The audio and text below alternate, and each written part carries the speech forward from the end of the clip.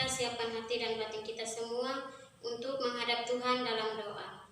Dalam nama Bapa dan Putra dan Roh Kudus. Amin. Ya Tuhan, puji dan syukur kami haturkan ke depan kehadirat-Mu, karena begitu besar cinta dan kasih-Mu kepada kami semua, sehingga pada siang hari ini kami semua dapat berkumpul kembali di tempat ini dengan baik. Ya Tuhan, sekarang kami akan memulai dengan proses belajar mengajar kami. Kiranya lindungilah kami semua, agar proses belajar mengajar kami pada hari ini dapat berjalan dengan baik. Ya Tuhan, mungkin hanya ini saja doa dan permohonan kami. Nama-Mu selalu kami puji kini dan sepanjang segala masa. Amin. Dalam nama Bapa dan Putra dan Roh Kudus. Amin. Baik, terima kasih. Silakan duduk. Terima kasih. Ibu absen dulu ya. Ya. Berapa orang yang tidak hadir hari ini? 2 orang. Oh iya. Maria Anisianaha. ada Ibu. Elizabeth. Ada Bu. Angelina. Ada Bu. Maria da Silva. Ada Ibu. Angelina. Ada Bu. Oke, baik. Jadi ada 2 orang yang tidak hadir hari ini ya. Ya. Oke. Jadi sesuai kesepakatan kita minggu lalu, hari ini kita belajar tentang apa? Sistem pencernaan. Bagus ya, kalian masih ingat?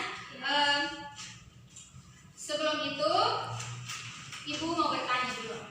Kan kita hari ini belajar tentang sistem pencernaan. Seperti yang kita ketahui, bahwa makhluk hidup, khususnya kita sebagai manusia, tentunya kita memerlukan makanan. Nah, dari itu Ibu mau bertanya, kenapa kita harus memerlukan makanan? Ayo, siapa yang bisa jawab? Ya, Anissa silakan. Karena makanan berguna bagi pertumbuhan kita. Ya, bagus ya. Jadi benar. Jadi tubuh kita itu memerlukan makanan untuk pertumbuhan dan untuk menjaga agar tubuh kita tetap sehat. Oke, baik. Kita langsung pada materi ya. Nah, jadi makanan yang kita makan sehari-hari itu dia masih dalam bentuk yang kompleks seperti karbohidrat, protein, mineral, dan lain sebagainya. Jadi, makanan yang kita makan itu sebelum diserap di dalam tubuh kita itu butuh yang namanya pencernaan. Jadi, sebelum masuk ke dalam tubuh kita, makanan itu harus dipecah menjadi molekul yang sederhana supaya dapat diedarkan melalui kapiler-kapiler darah.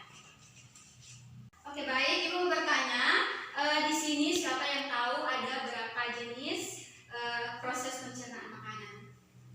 Ayo, Ariati. Proses pencernaan secara mekanik dan proses pencernaan secara kimiawi. Ya, bagus. Jadi benar ya. Proses pencernaan makanan itu ada 2 jenis. Yang pertama, proses pencernaan secara mekanik dan proses pencernaan secara kimiawi. Nah, proses pencernaan secara mekanik itu terjadi di rongga mulut, yaitu penghancuran yang dilakukan oleh gigi dan bantuan lidah. Nah, yang berikut proses pencernaan secara kimiawi. Nah, itu terjadi di dalam rongga mulut, lambung, usus, dan bantuan enzim. Nah, di sini siapa yang tahu apa itu enzim?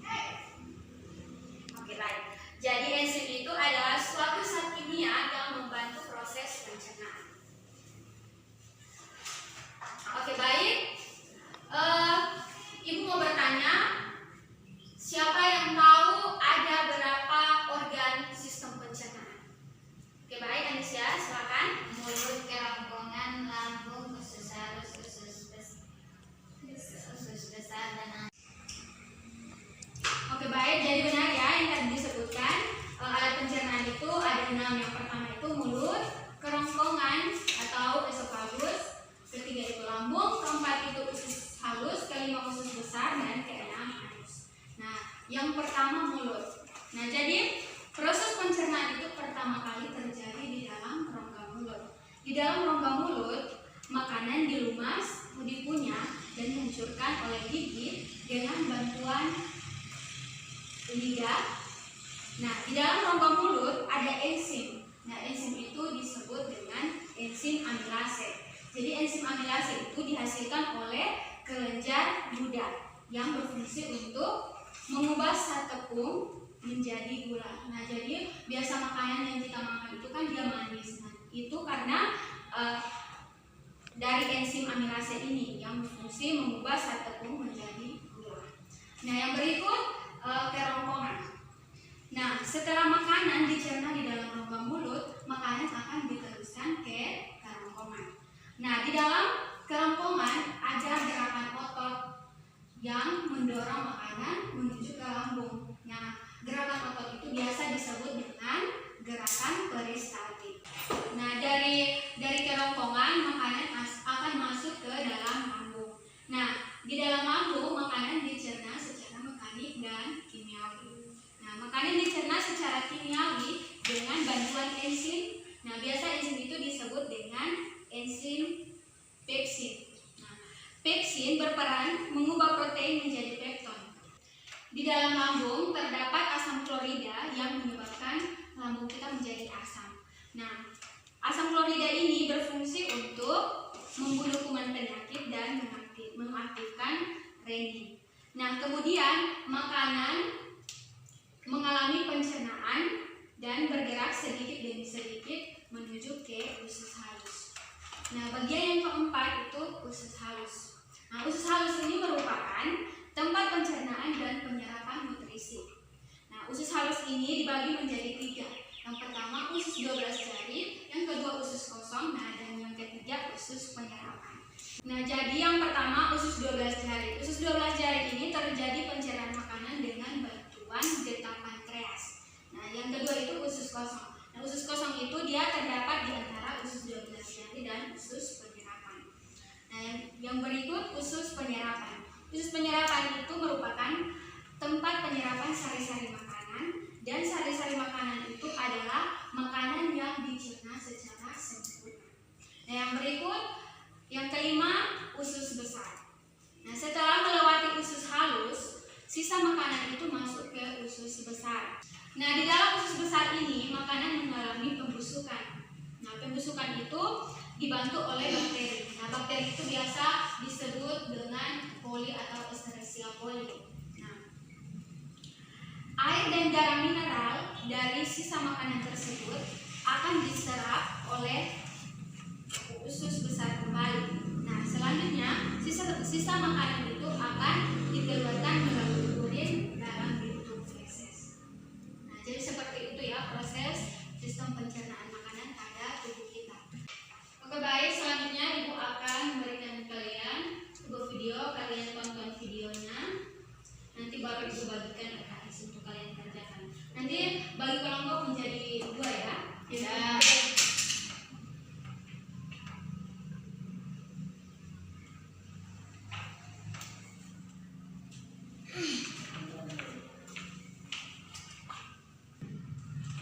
Bisa.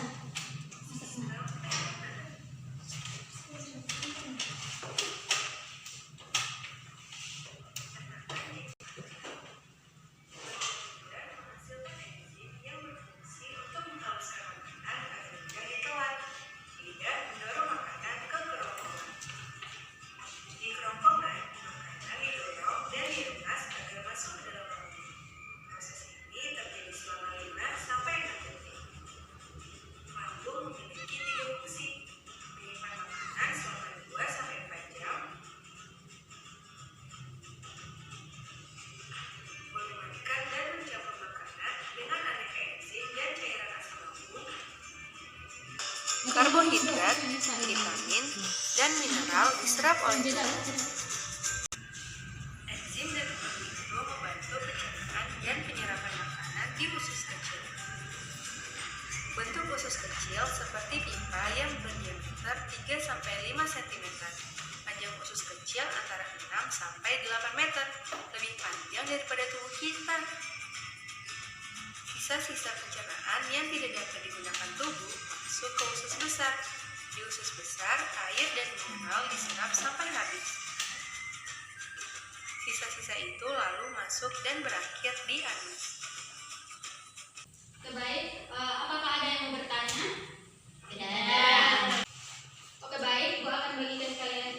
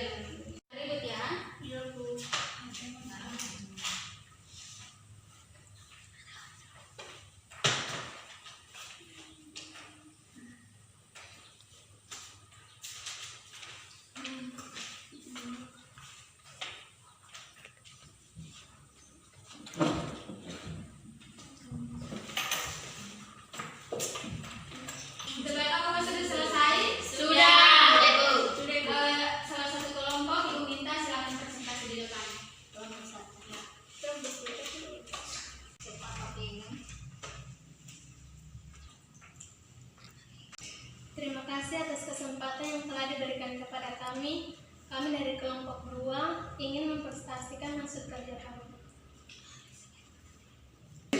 Jadi saya akan membacakan hasil diskusi kami. Jadi gambar pertama yaitu 1. Mulut. Mulut berfungsi untuk menghancurkan makanan sehingga ukuran makanannya menjadi kecil. Kedua, kerongkongan. Kerongkongan berfungsi untuk memindahkan makanan ke dalam lambung dengan gerakan peristaltik. Ketiga, lambung. Lambung berfungsi untuk memecahkan makanan dan menghancurkan dengan enzim dan asam. Keempat, usus halus. Usus halus berfungsi untuk menyerap sebagian besar nutrisi dalam makanan. Yang kelima, usus besar. Usus besar berfungsi untuk menyerap air dan membentukkan feses. Yang keenam, anus. Anus berfungsi untuk mengelola sisa makanan yang tidak diperlukan oleh tubuh dalam bentuk feses. Sekian hasil presentasi kami dan mengucapkan terima kasih. Oke, baik, terima kasih. Mari kita berikan aplaus kepada kelompok 2. Oke, baik, jadi seperti itu ya, tadi teman-teman sudah sampaikan fungsi dari organ-organ pencernaan pada manusia. Nah, jadi pembelajaran kita cukup sampai di sini. Siapa yang bisa menyimpulkan pembelajaran kita hari ini mengenai sistem pencernaan? Ayo, ya, Ariati silakan. Makanan dicerna secara mekanik dan kimiawi di dalam rongga mulut, kemudian ditelan dan masuk ke kerongkongan.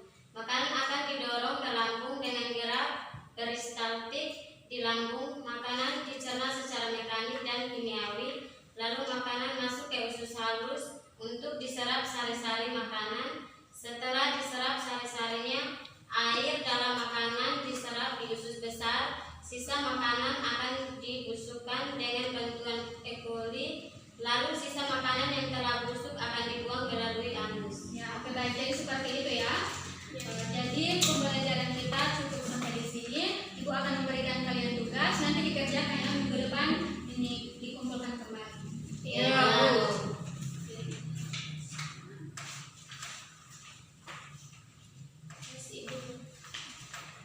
Ya, oke, baik. Jadi pembelajaran kita cukup sampai di sini.